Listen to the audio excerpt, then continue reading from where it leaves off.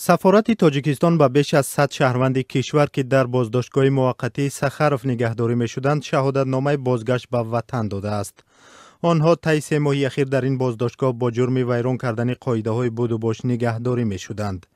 سرور بختی سخنگوی سفارت تاجیکستان در روسیه روز 27 اکتبر بر رادیو آزادی گفت که یک هیئت از حساب نمایندگان خدمات کنسولی و نمایندگی وزارت مهنت در دهه سخروی کنار شهر مسکو با این مهاجران صحبت داشتند و حجت بازگشت به وطن را به دستشان دادند. وقتی که شهروندای ما رو بازداشت میکنن بسیار مثلا اونها شناسنامه ندارند. شناسنامه هاشون مهلتی اعتبارشون به آخر رسیده است.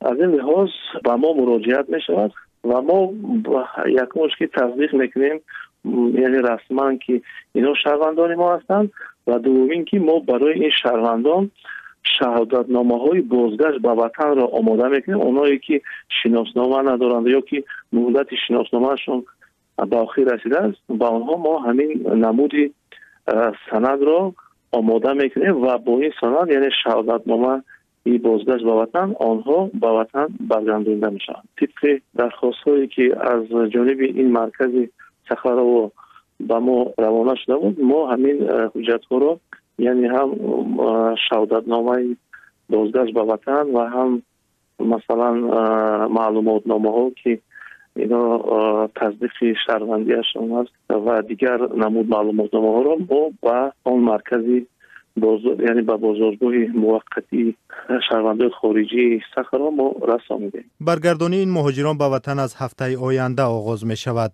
دپورت یا اخراج مهاجران تاجیک در حالی است که در ماه اپریل و مارس سال روان در روسیه یک معرکه سرتاسری عفو مهاجران تاجیک برگزار شد. بر پایه این معرکه که 100,000 نفر را عفو کرد، امکانیتی بر رسمیت ضروری حجت‌هایشان داده شد.